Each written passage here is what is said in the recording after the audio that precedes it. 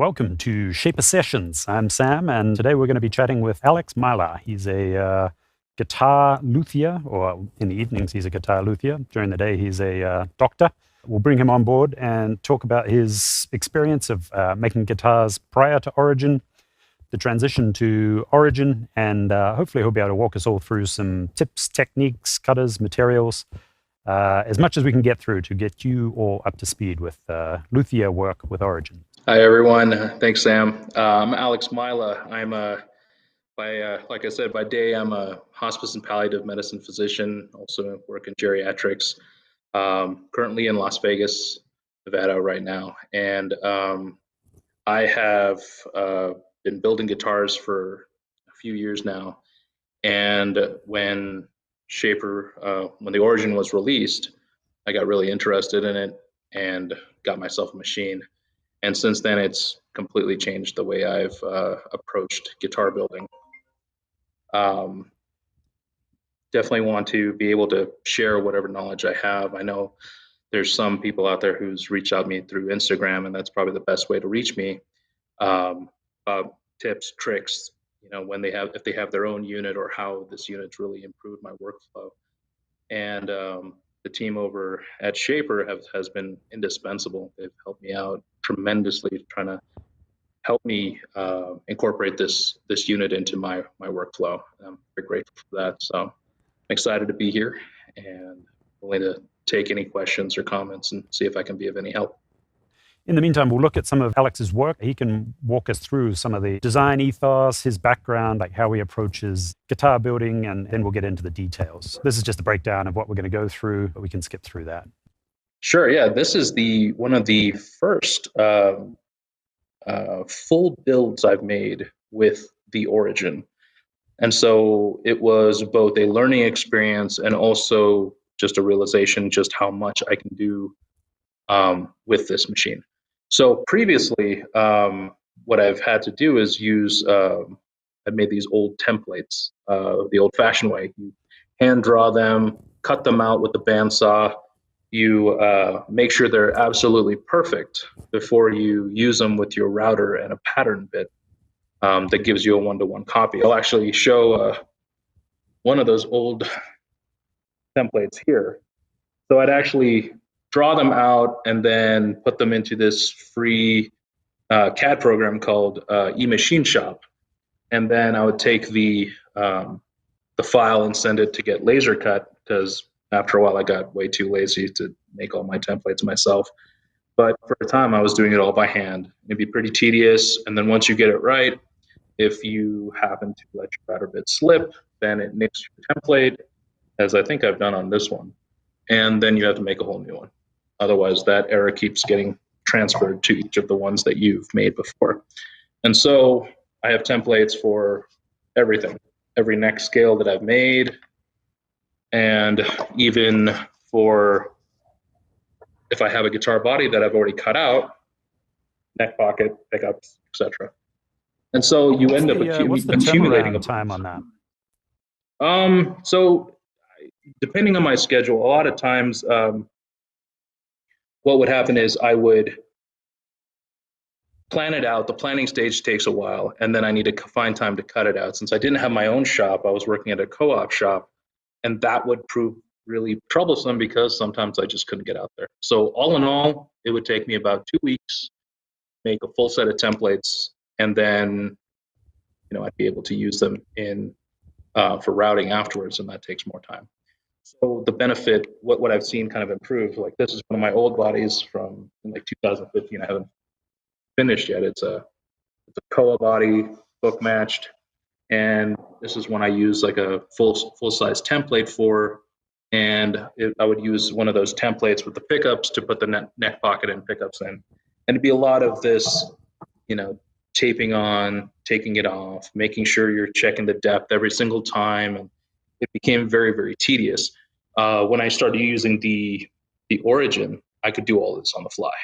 I planned it all ahead on the diagrams, loaded into the device, and I would have essentially all my templates right there, and I can start cutting without having to double stick tape anything on worry that my router bits weren't going to be long enough to go down all the way, because I've only really been using a trim router my entire time, which I know a lot of people will be like, what the hell is he doing? But that's essentially what my limitations were before. And now I can kind of dive right in. So that mini guitar that Sam was showing on that slide deck, I was able to cut out the body, the neck, the pick guard,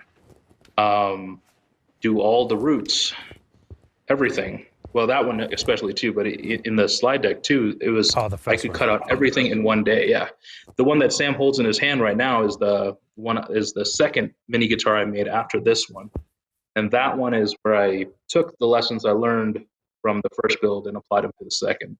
I was actually able to make, I think it's when we actually filmed that YouTube video, the origin in the community and origin in action, and we were able to cut out the body together, the inlays, the neck pocket, the pickup routes, and everything, and I was able to finish the guitar in I think in about a couple of weeks with my work schedule. Had this been my sole objective and I had vacation time, let's just say, I'd be able to knock this whole thing out in about a week, because that's how much the unit increased my productivity.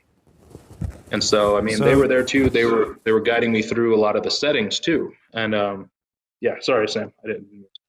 I was just saying, yeah, it sounds like a lot of the value you're getting out of this workflow is the ability to turn around ideas. Like you're not producing, the same thing 50 times. You are doing some custom, innovating as you go, testing ideas out. And this means it's not a 2-week turnaround to have an idea and see it precipitate. Exactly. So it cuts out all that time from when you design it to when you can cut it. For me, that time was a lot, and then a lot of times, if I messed up on a template, if some measurement wasn't right, I'd have to wait the whole time over again to get the templates made. So with the origin, you test something out. If it doesn't work, you go back to Illustrator, make the adjustment, and it's going to be correct afterwards, if in fact it wasn't correct the first time. The only time it's mainly been user error, whenever I found out that a measurement on the screen did not match up with the measurement on the workpiece, and it's usually because I didn't tell it the right bit size or something, or I forgot to change that out. But yeah, workflow and turnaround time has been amazing. Like if I was someone who was prototyping things, this would be very nice to have, rather than when you compare it to like a full-size CNC. And at your shared space, you were in Reno, just moved to Vegas. Mm-hmm. So at that shared space in Reno, you actually had a massive CNC there, but invariably we're using Origin right next to it. That's a really interesting situation. Yeah, and I remember it's something that when you guys came up there and you saw the space, it was kind of an interesting juxtaposition. I realized in order to learn the big machine, it was going to be a very kind of lengthy ordeal to understand. I knew some of the concepts, but to go through the process of how to get something cutting on that machine versus going to Illustrator, or if you know Fusion 360, to just start making cuts on the unit. It's a huge difference. Not to mention, I mean, for me, it's about portability too. Yeah, because you were bringing it with you to the shared space, deploying it. All your tape would remain in place. You could pick up where you left off, exactly, and then stow it at the end of the day, and know you're going to come back to the same environment, same cuts ready to go, and start changing things. Exactly. Yeah, exactly. So we're going to now take a look at, so we're sort of looking at the old approach and the new approach. We've actually got a copy of one of your files here that maybe we can walk through. You were Absolutely. Your approach is kind of interesting. You mentioned that you include all of your elements in one SVG. So maybe you can talk us through that thinking. Sure.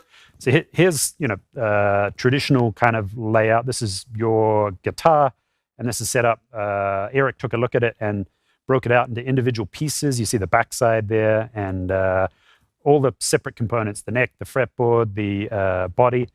So this is how a lot of people would approach it. But then if we go to the next one, Noah, This one's kind of interesting. This is sort of how you work, yes? Hmm.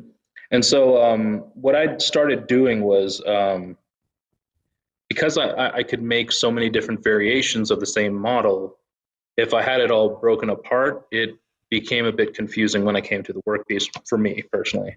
I have the individual files saved as individual vector files, but what I usually do is I'll have a master file that has everything on it kind of superimposed on each other.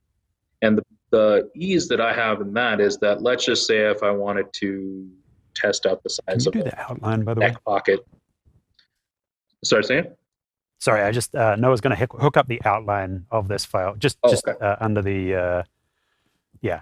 There we go. So Sure. now you can see all the separate. These are all the vectors, so it's just not one big black thing. So you can see every individual cut's available there for you to cut.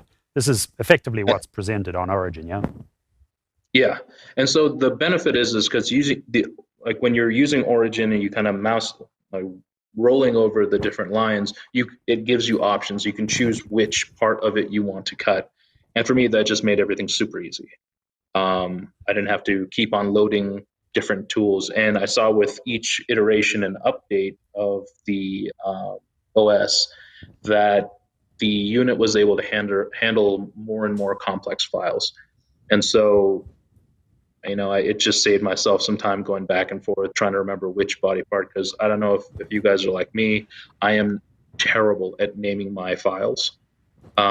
Initially, when I'm doing it, I think I'm smart and it's going to make sense a week or two from now what file is what, but it that didn't prove true. So this was an easy solution. It was very easy to navigate which part I'm cutting, and so far have not had any issues with that.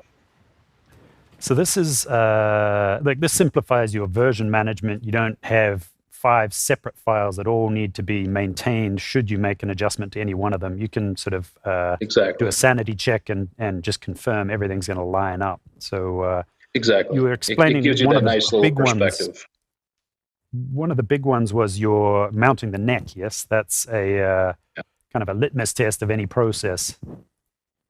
Yes, I believe so. That is, it's going to be, I, I feel like the same with the other guitar builders and luthiers that I've talked to. It's that kind of lets you know the attention to detail in a way. There's other areas, but the area where the neck meets the neck pocket, if there's too much of a gap or too little space, um, it it matters. It shows that a bit of attention to detail, and it's always kind of nerve wracking because you'll see online on the forums there'll be these neck routing jigs and all this stuff to make that process as perfect as possible. My issue is when I'm building and I have something like this and I need to, make a neck pocket here with the pickups here. There's very little room to really stick a whole template. So you're just kind of praying that nothing really comes loose or shifts, because if it does, that changes the I guess geometry of the way the neck points down the body. And if you're any bit as detail oriented as any other builder, if you have a book match top and a center line going right down the middle, the last thing you really want is for the rest of your neck to be just a few millimeters off one way or another, and that's really annoying. So for the book matching you're talking about, you're using that center guideline, and then because you've scanned in the workspace, which is your stock with the book matching, are you Yeah. visually aligning that? Right now I am, and I know that ever since the grid was a function, I know that you've been trying to get me to use that more, and the few times I have, it's been amazing. But I keep on forgetting about the fact that the grid exists sometimes. And so what I end up doing is when I'm cutting out a body on a let's see here. All right. So this is a roasted ash body, and it's hard to see, but there is a center line here. And so the method that I've been using is I'll actually put a piece of tape over that and then draw in a black marker that center line. Because on my files I have using the guide setting, which is bright blue on Illustrator. I'll put a big center line on my workpiece, either the neck or the body or something, and that'll allow me to kind of place it right on top of the black line that I draw on the body. And typically, I'll make sure that it's true by just using the engraving bit and just scoring a small little horizontal line at the beginning and end. Most of the time, it lines up pretty much exactly. Um, if it's off by an amount that even if you really try your hardest, you're not going to see.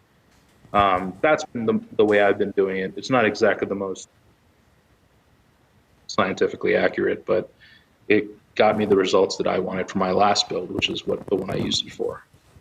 But I will use the grid more. I promise. Well, that's the beauty of it, right? You can approach it however works for you. So if you're efficient and getting the results you need, that's the perfect approach. Yeah, no, we try not to enforce workflows on people. No, but in this case, it would make the most sense because you have a more or less rectangular body with 90-degree edges. It's a perfect candidate for the grid, and so by being able to kind of shift it, having a line to line up right on there is going to be what you need. And so I'm going to give that a shot. Awesome.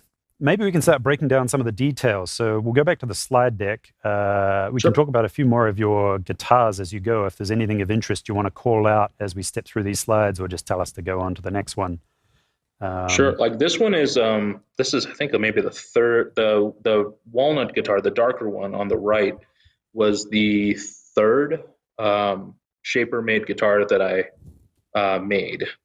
The guitar you see on the left, the Buckeye Burl, that's made by hand. And so honestly, between the two, I'm getting same, if not better results using the Origin in my workflow. Pickup placement, knob placement, neck pocket. And it's been great. And what sort of percentage of the operations are you saying would be primarily or most of the heavy lifting's done with Origin? Like the most of these slabs. So the neck. Yeah. So like the body, the top, the neck, the fretboard, fret slots, inlays, pickup routes, cavity routes, headstock, the tuning peg holes.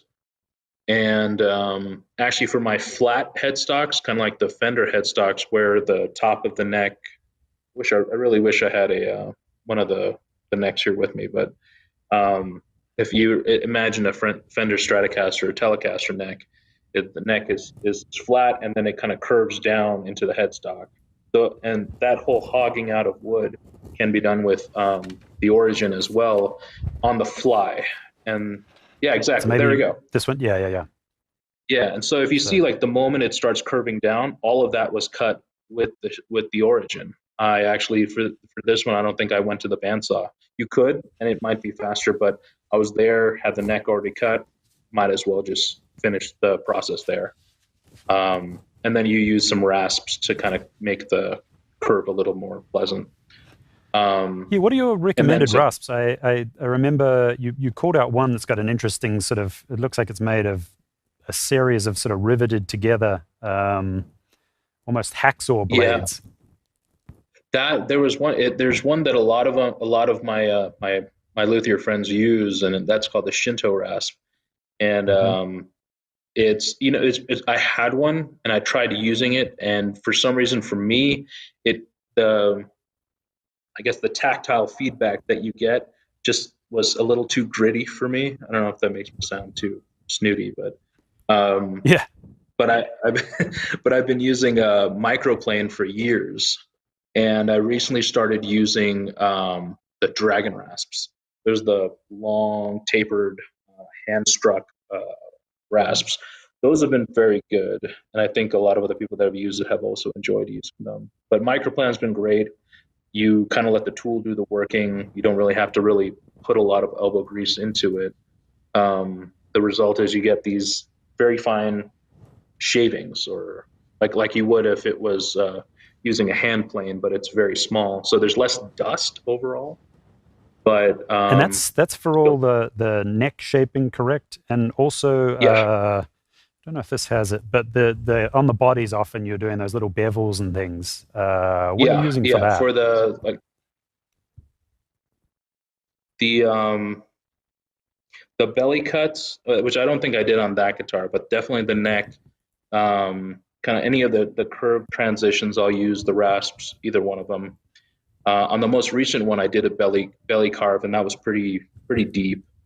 Um, and they just do a really good job. Like I'm trying to find ways to use the origin on some of the belly carve because I feel like because it's such a chunk of wood you're getting rid of.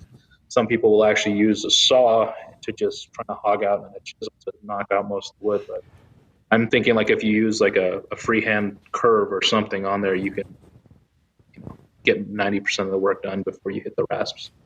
So your goal there is to map out where the curves begin and end, like engrave, or actually material removal. You want to take out the bulk of it with Oh, origin. I would do both. It's the way I've done it, similar to the headstock, is I'll draw almost it'll kind of resemble a topographic map almost if you're looking top down, and you kind of just choose your depth at each of the different shapes, and it's worked really well. And I just haven't tried it for the tummy cut.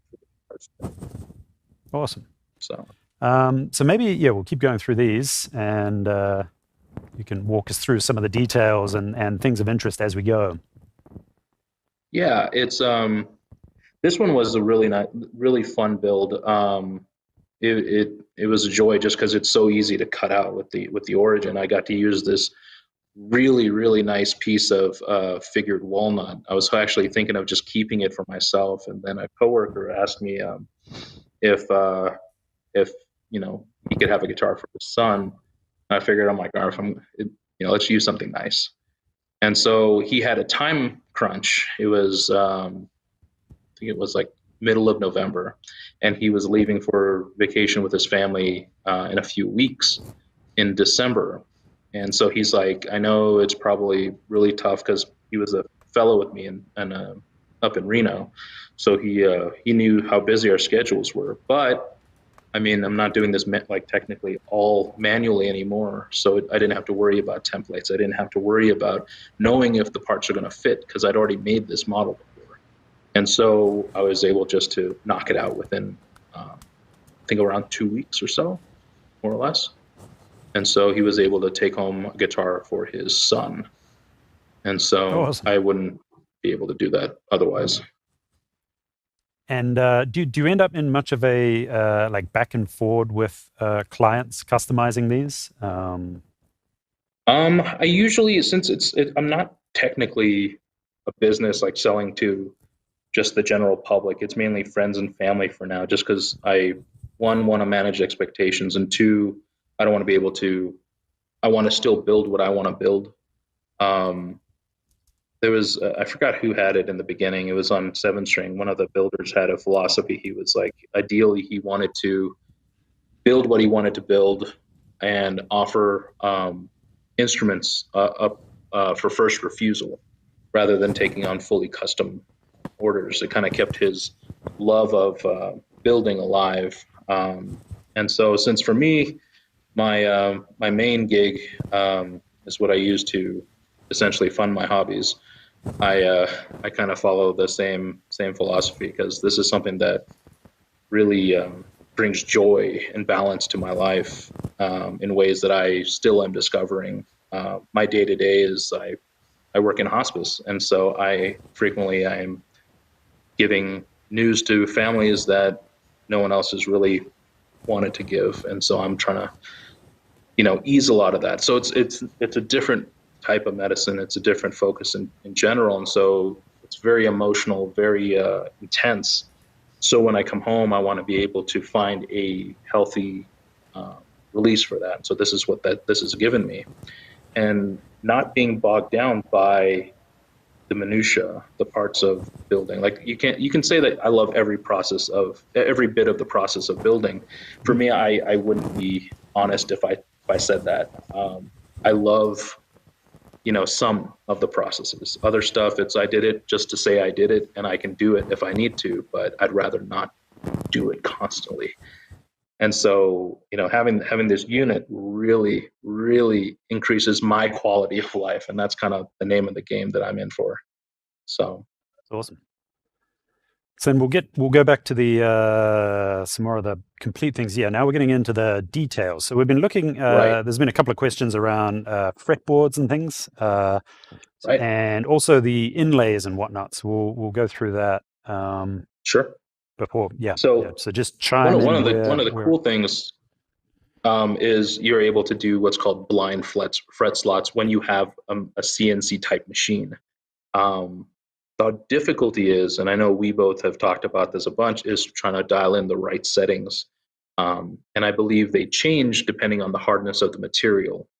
So one of the things that we use are these very, very tiny end mills. And I have a couple here. Actually, I think this is the first set I used, and I'll open it up here. You can actually see the ones I broke. Um, so I have them here. And these ones, I mean, I have some expensive bits. I got off Bits and Bits, and they break just like anything else because it's so small. And so a fret slot's, if I remember correctly, 0.023 inches.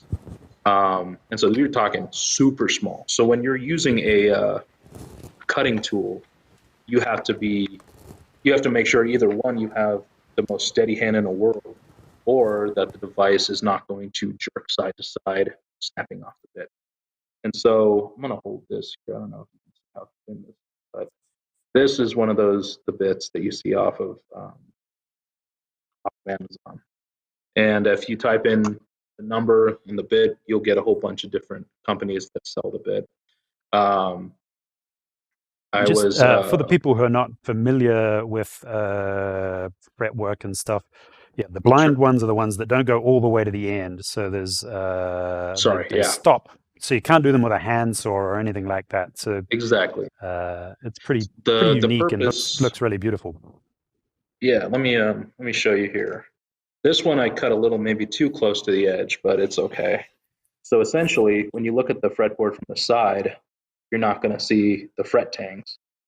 The slots, however, are they kind of go right up until the edge, or sure, it should be a little less than the edge. This is my bad, but it's still going to work out okay.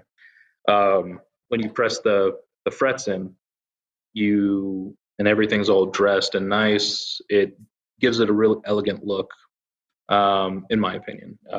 It's a little more And work. the 0.23 is your go-to for those particular frets, right? There's if you buy different frets, they're probably going to be a different size cutter you'll use, and Yeah, potentially different hardness of material may require a smaller or larger slot. exactly. You're going to get, and it all depends. Like I buy my fret wire from a company called Jescar, and I know a lot of other luthiers use them as well. And they have all their information. You can see the tang size, it's the part that'll fit into the fret slot. That varies here and there. I found over time that while I do use the 0.023, there's some which are like 0.024 or 2.025, which I've also used and still had good results. Because what I end up doing is I'll actually super glue in the frets. It serves a couple purposes to fill the gaps between the slot and the tang, and also to just make sure that there's a very secure bond. Um, and by making the fret slots just a hair bigger than the actual size of the fret, you reduce the chance of introducing compression into the actual board, which affects you downstream when you're trying to set up the guitar and level the frets and make sure it plays really well. Kind of one of those things I've just kind of found out either through experience or talking to a bunch of all my guitar building buddies. We've all ended up picked up little tips here and there, and and it's one of those things like I'll mention a couple of them after we're done and stuff, but they're the best source of information too is just reaching out to a lot of these other builders on Instagram. They're a wealth of information. Awesome. So we'll keep moving through some of the. Is there any other? There's what do they call the frets when they start to angle them? On the sides, like They sort of they're not parallel the whole way down. They oh, yeah, yeah, splay yeah. out. So That's what we call they call them fan fret or multi-scale guitars. Um, like this is if they're all parallel, it's what we call a straight scale guitar. Means that both sides, the treble and the bass, are all essentially the same. The multi-scale idea is that you can have the lower end where the thicker strings are at a longer scale, allowing you to either tune down lower or maintain a higher tension. And the treble strings, the thin strings, can be a smaller scale length, which they say preserves some of the sweetness of the notes and avoids them from becoming too shrill. Some people say that there's some ergonomic benefit from having that kind of fanned pattern. It gives you kind of if you look at the washers on a window, that's kind of your hand motion when you're playing across the neck. They feel like it's a little more natural. I've played both. I like them both. My only issue with making multi-scale guitars is that your pickup choices become a bit more expensive. Mm-hmm. Are they? So they have to be custom shaped to accommodate that. Yeah. Yeah, custom shape, or you have to get like if they're the soap bar like block kind of pickups like EMG or some Seymour Duncans, you have to get like if you're building a multi-scale 6 to be safe, you get a 7-string pickup and then you angle it because the strings have to go over the magnetic bar that's underneath them to capture the sound. Okay, so now we're on to the head stock bit. Right. Yeah, maybe talk us through the details here. So the way I used to do them is by hand. And so it's the same shape, but I would have to drill everything manually. The cool thing with the Origin is that if you have everything laid out, and chances are the holes you're going to drill for your tuning peg holes are smaller than the little reticle that that you're going to see on the actual Origin's interface. The corrective range, yeah. Yeah, and so when that happens, and you kind of hover over a circular piece on the diagram like a tuning peg hole, you'll get the helix option, which is awesome. So essentially, I don't have to take out my drill to drill out these holes. And if anyone's actually manually drilled out tuning peg holes of 10 millimeter size for these hip shot tuners, unless you have a drill press, it is the most rear end clenching experience ever, just because it will pull the drill through. So if you have a 10 millimeter bit, use a drill press or use a 10 millimeter Forstner bit. Or if you have an Origin, use the helix function. I basically just set the depth to just a hair right below the full thickness of the neck, and it automatically steps the router bit down, drills the whole length, and you can push through the back just to make sure you don't have any frayed edges on the end. It's effortless. Actually, probably before we step on from the frets, we should mention, you were talking about the cutters being super delicate. So you want to have a controlled feed rate through that. So right. Similar to helix mode, which gives you the spiral cutting operation for clean, consistent, small circular cuts. There's an auto mode for controlling how fast the actual spindle and thus the cutter moves through your material. And I think the default setting is a little fast for cutting fret slots. And I think when you and Tanya came up to Reno to the shop, we adjusted. You adjusted it so the plunge and the feed rate was a little bit slower. And with the new auto mode where you double tap the green button before when you start up the motor, it makes the entire cut very uniform, perfectly on the line. I don't have to worry about, after I plunge, I accidentally jostle the machine a little bit, because literally it'll take, like, you won't even notice sometimes that the bit's been broken. And so when I use the auto mode, I am almost guaranteed that I can go the entire board, provided I'm not too aggressive on my own depth settings.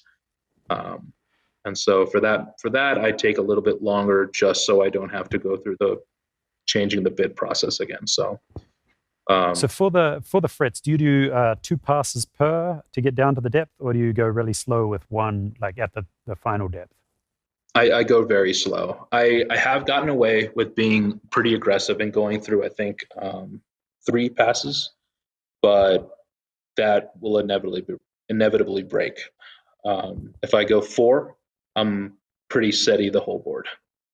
It's a little bit longer, but I mean, for the blind slots, I kind of found a way to do it manually, but it is a pain. It requires a Dremel and one of those Stumac saws with just a little bit of the saw portion there for cleaning out fret slots. I don't recommend it. Awesome. No, that's that'll be good info for people getting into that. Yeah. So yeah, we'll just keep stepping through the details here, and we'll bring in sort of techniques. We'll come to the workstation in a little bit, but for now, we're just going to focus on maybe look at these sort of custom shaped panels and things on the back here and how you approach that. Right. And so this is really fun. So I used a material called paper stone for the my back covers. I think randomly I got in touch with the company on Instagram and asked for, and I was like, can I buy a few samples for larger projects and stuff? And if they had any smaller, thin pieces, I wanted to test it out to see if this is something I wanted to use as material for cavity covers or whatnot or inlay. So actually, on this shaper mini guitar, we used paper stone not only as the back cover but also the inlay on the body that says the word shaper. And I think we were there when we were able to kind of drop those letters in, and that was pretty cool. But yeah, the control cavity cover, what I ended up doing was I drew the shape in Illustrator and then copied it and shrunk it down so I could have a ledge to put screws on. So when I actually came to the origin unit, I chose to I chose the larger version of the cavity cover and measured the material size for the control cavity cover and just routed out that shape. Chose the smaller version and then plunged out the rest of the cavity, and it took minutes. And so I moved the item off my workspace and put the paper stone there. Found out that it cuts pretty much just like any other wood, and was able to knock this control plate out just using the same file as what I just routed. Didn't really have to load anything else because it still identifies the workspace as what I just cut before. And I made this cavity cover, was able to install it in a matter of minutes. And so for these things also, when you're making them by yourself, you're making templates. You want to make sure everything's exact, that it fits right, that you're not there's no you know ugly gaps around the corners and stuff because it didn't match up one to one. I mean, for this, I might have just shrunk using offsets, just shrunk the cavity cover just a hair, and then it fits perfectly.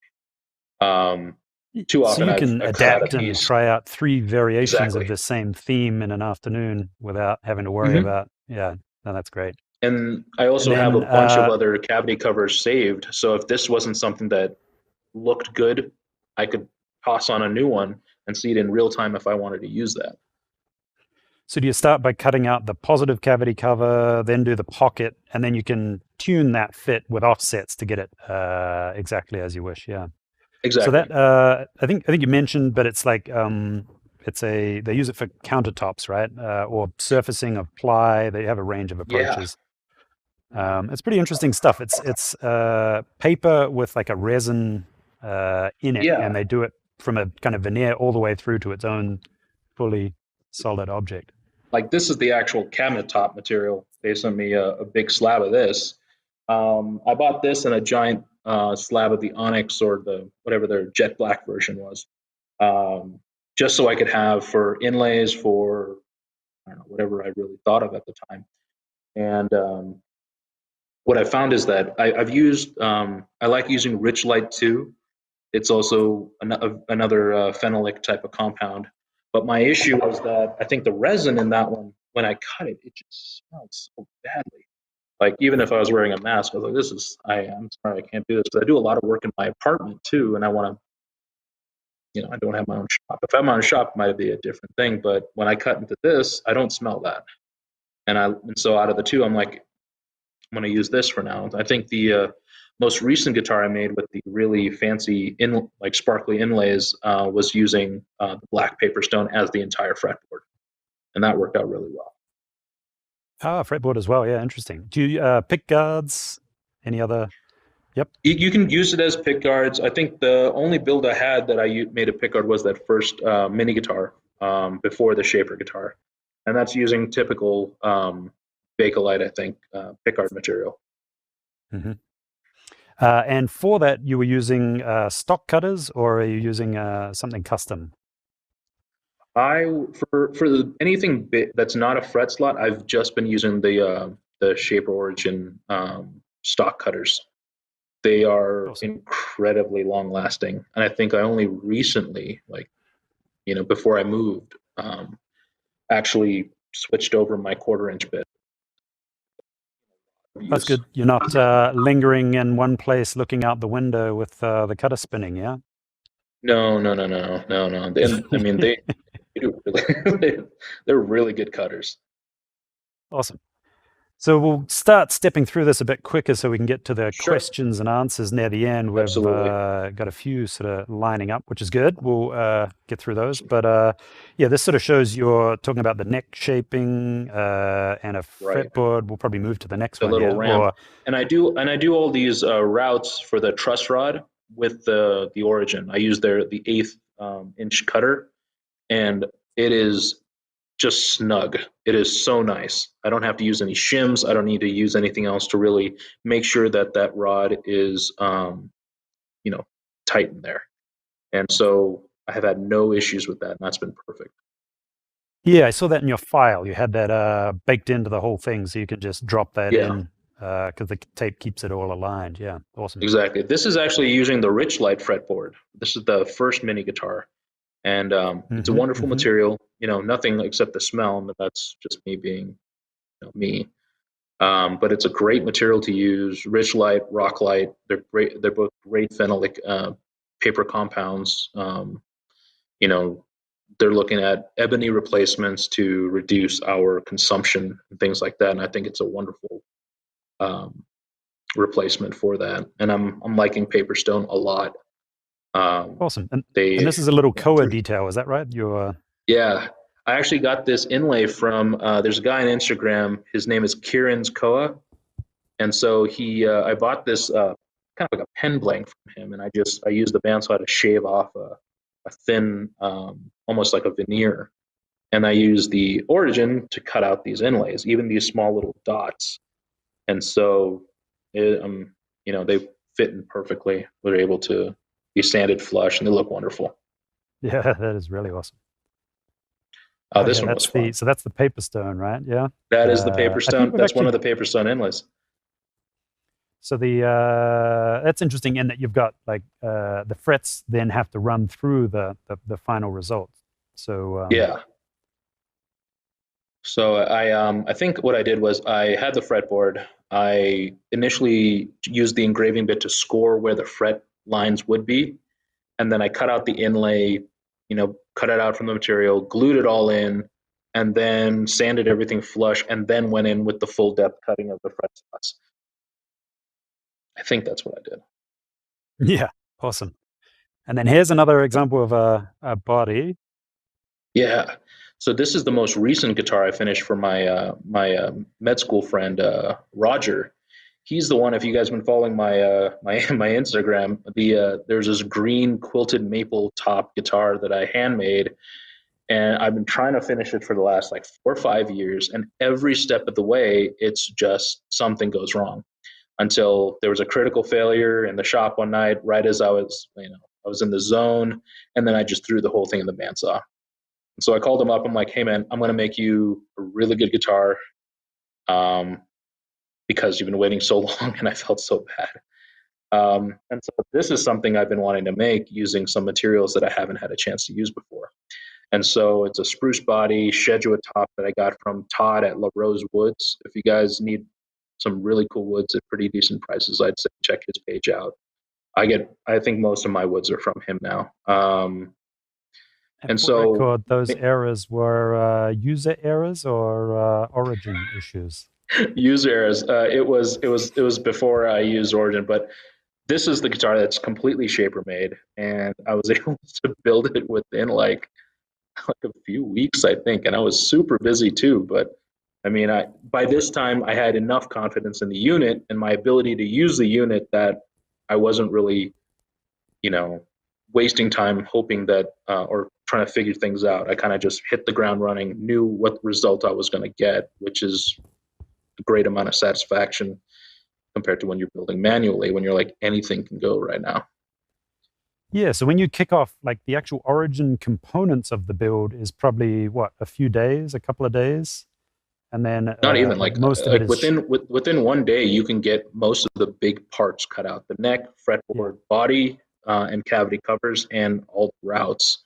Provided you don't have like a fancy top to put on or something like that. If it's a workhorse build or you have a nice one piece body, I mean, technically you can get good 65, 70% of the work done within one day. The rest of the Awesome. stuff So is then the more rest fine of it is details. yeah, shaping the neck and all that. Yeah, yeah, finishing, sanding, all that drama. Yeah. And so this the cavity cover here you see is a different style. And so I made that specifically this to fit the contours and covers. The material is actually this really cool stuff. I posted a bunch of times on it just because I was so stoked on it. I have a piece here, but it's not sanded. Um, but in some of the other pictures, you'll see with the fretboard inlays or the whatchamacallit, that back cover, it's called this what do they call it? Marbled carbon fiber, and so shredded carbon fiber. Sorry, and I get mine made from this one guy. His name is Kevin on the Blank Space on Instagram. Makes really cool pen blanks and stuff. But I just tossed it out there. I was like, "Do you think you can make me like 1/8 inch thick version of this kind of shredded carbon fiber with this holo flake in it, just for just to test it out?" So he was like, "Absolutely." So he sent me a blank. Prices are very reasonable, and I was able to make inlays and stuff with that, and it turned out great. Polishes really nicely, just shimmers and kind of looks like the ether from Thor, the second Thor movie. It's pretty cool. And are you for that using like little burr cutters or just getting good results with the stock ones? Just the stock. I was using the eighth. Usually, for if I want to be a little more gentle with the smaller pieces, I'll use the 1/8 inch cutter, and it's fantastic. I only really use these small cutters for for actually like this inlay that I cut out from this fretboard because I'm a huge Final Fantasy VII nerd, and a lot of you guys know that already. And so, I mean, when you're doing like this is the Shinra inlay. Like when we're talking about trying to get into some of those details, like these, and try not to disturb them or nudge them. I mean, I've done inlays by hand, and I got to say, as good as I thought I was, I'm not clearly as good as I thought I was. The Origin, though, I'm able to knock this whole thing out with one of these StuMac inlaid bits using the smaller collet that you guys sell, and I'm able to do all that work with that. So that's the So 1/8 inch color, yeah. So that's what opens up all those Amazon cutters, the tiny cutters you were looking at. exactly, You can exactly, get them much cheaper if they're not from a massive 1/4 inch piece of carbide. So yeah, exactly. that's on the shop, worth a look. Yeah, it's worth We've getting got some that. others And here. Actually, this is, I'll just point out, this is like a burr cutter. I don't know if that oh, shows up very cool. well, which is technically good for composites. So yeah, that's the sort of thing that's worth a look. But if you're I'll getting have to good check that results with out. the Yeah, stock one, by all means. I'm always willing to try out new things, and so I'm going to give that a shot too if it gets you a cleaner cut or something like that. Actually, while we're looking there, maybe we should mention like Origin's maximum travel is 1.7 inches, but finding a Right. cutter that actually gets you that depth is a challenge. So maybe you can talk about how you cut your body, the perimeter of Sure. the body, and then your process for that. Sure. Lately, I've been using thicker body blanks because I've been doing a lot more just one piece bodies and things like that. Um, I found that if I need a little extra depth, what has helped is even if you, I guess, shift the bit down just a bit more, the unit is very stable enough to kind of keep it going. If it's an eighth inch more, or like sometimes even a quarter inch more, if you have that travel. Um, it's sometimes you'll get down and it's just like an eighth inch left, and you're just tapped out of distance to plunge. At that point, it's not too big of a deal. I usually just flip the body over and use the surface that's underneath the part that needs to be cut as a pattern. And I use a one of those bits with the one-to-one ball bearing on the bottom of the bit, and then within seconds I'm in. Whoa, that is a big bit. Don't mean to flex on you. Yeah, that's a big table table router version from I think Yeah, Whiteside and someone else. yeah, Whiteside's great. But yeah, And these so are should you want to take the cuts from origin that might be quarter inch, half an inch, you then take it through the bandsaw, trim yeah, away the excess, and then the cuts you did with origin become, yeah, as you say, the a pattern. pattern Yeah, that exactly. you can follow with these. Absolutely. Yeah, it's never really been an issue. I would never dream about doing it with my Bosch Colt, just because it just doesn't have the consistent feed of power that the I believe it's a Festool router in the Origin, and I think it's after using that router I understand why Festool prices of things the way they do. Very consistent power delivery, and it's a small tool can do everything. Like, I mean, That's a get good point. made I mean, fun of at the old shop you about don't need using a a trim router. you don't need a bandsaw. You can use a jigsaw to clear out the excess. Should you need, Exactly. yeah. Yep. Yeah, bandsaws. I love using those, and eventually I'll get one for my own garage shop whenever I get time to build that up. But yeah, I mean, I started when I built where is this, that other Koa guitar body, that was using a jigsaw, and then patterns, pattern router And bit. sanding, a lot of sanding. Yeah, lots of sanding. I mean, that's pretty. All guitar builders out there understand that 90% of guitar building is just sanding. So that's all it is. We'll try to reduce that. We'll get it down to yeah, less. Yeah, for sure. We'll go back to the slides and quickly look at sort of the Yep. old way you've been laying up your fretboards with some like panel in front of it. So maybe the next one, Noah. Thank you. Yeah. Yeah. So that's how you were set up initially. Yeah, that's my first time cutting out a fretboard, I think. And actually, it's funny. It still worked. Like I know we try to keep things coplanar, but I realized and I think we were talking about it too. The thinner pieces, if you have adequate support when the unit rocks, because I think it's forward heavy. Um, as long as that's kind of taken care of, it can read the tape even if the workpiece is a little higher. I haven't tested the limits of it, but for inlays, cavity covers, fretboards, and stuff, it works great like this. Yeah. So if there's little, what he's talking about there, you'll see the fretboard is raised up by like what, quarter of an inch, and then the tape is down below it. So yeah. So Origin, much like a regular hand router, would kind of rock as you move around this. There's a potential for you to kind of mess up cuts just due to the unit moving. But what he's describing is the actual tracking process holds up okay in this state. Like it'll still get you accurate cuts, but yeah, it's not optimal. So what you'd usually do is have a quarter inch thick panel of ply or something in front of it, and just make sure that tape is coplanar with that top surface, and everything remains like say double-sided taped down in place and doesn't move whilst cutting. Right. So we can sort of move on to some of the next ones and look at, yeah, this is now how you're doing them. Is that right? Yes.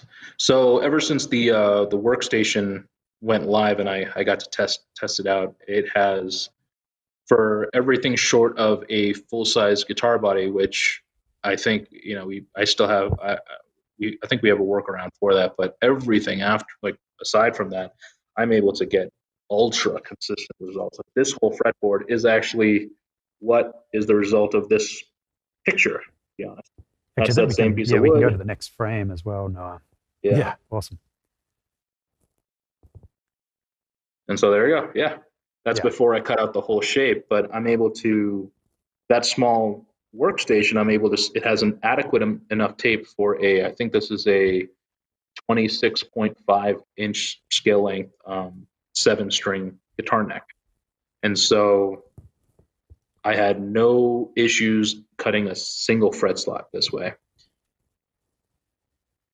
No, that's awesome. And you were also talking about an interest in cutting some of the plug hardware in the body. Was that correct? Sorry, Like say it one more time. mounting the body to the clamping face and the little Right. the TRS or whatever It's jack. on my list of things to try. It because the workstation can clamp vertically for doing things like chair tenons and stuff like that. Tenons. The output jack, and that's something I use the Telecaster countersunk socket jack, and I wish I had a example of that with me. But in order to do that, you need a We can probably just look countersunk. at this. Oh yeah, at this one. Yeah, perfect. There you Is go. that helping? So Yeah. initially, what you have to do is you have to countersink it in because it's got a thicker body and a small little lip that retains on the edge. And so you can do it by using Forstner bits, but it's on end grain. And if you don't have a good clamping system or something moves, you lose that edge and it's kind of annoying. So, kind of like how Sam's showing right now, if you can clamp it on the side, as he shows right, that you can easily just drill straight down and do all the countersinks just with the origin itself. I haven't personally tried it, but pretty much any concept that I've had so far has panned out pretty well when trying to experiment with the unit. Yeah, you were talking about the like it's kind of stressful getting these depths dead right with a Forstner bit. Was that right? On a totally completed body at that point. Yeah. It can be. It's more nerve wracking after you get the first bit done. You're trying to drill the entire way through if you don't have a good system for stabilization, which I never really did as much as I tried. I always just kind of work with kind of what we have. And so yeah, this picture is using the Paperstone fretboard and the shredded carbon fiber from the blank space with orange, or I think it's orange holoflake. Really, kind of ostentatious look, but honestly, together with the gold Evo fret wire that you see on the right, it actually looks super cool when you are in the light, or just when you have a shallow light coming in at an angle. It just has so much depth. And yeah, it's pretty cool stuff. Actually, Cuts really easily too. you've also added some interesting details to the top edge of your fretboards. Is this that little glowing? You can sort of see them Oh along yeah, here. I think for that I actually use glow powder. Okay. For that fancy build, I that's when the Lumen Lay came in. And Mm-hmm. you know what? I mean, I've seen it on a bunch of guitars. It glows in the dark, looks great. To be honest, I think for the money, it's really expensive. Yep. And for the amount you get, you have to be really conservative about using it. And anyone sees my post on Instagram, they'll know I'm still salty about it. So then the process of cutting those details must be kind of interesting, right? That's just origin and the workstation with it clamped vertically, Yep. or that's your okay, cool. Yeah, I use that. I also sometimes, if I don't have time to get to the shop and have that set up, I have a small Forstner bit that fits that millimeter. But Mm-hmm. I mean, it's kind of dull, and so if I'm able just to clamp it to a surface and then, or or drop it to the edge of the table, I, I can just cut out those the pieces really easily. That is awesome. Okay, well, I've got links here. We'll wrap up this section. Thank you, everyone, for coming along. Thank you for joining sessions. Tag our posts on Instagram with the ShaperMade hashtag. Also on the community, reach out to us, ask questions, and we'll do what we can to get you up and running and have some successful building with Origin.